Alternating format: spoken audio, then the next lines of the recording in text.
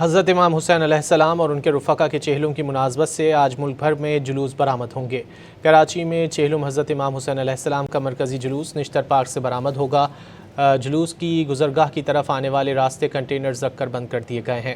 جلوس جامع کلوتھ، خالق دینہ ہال، پاکستان چوک، Bolton market اور دیگر مقررہ راستوں سے ہوتا ہوا حسینیہ ایرانیہ کھارا در پہنچ کر ختم ہو جائے گا۔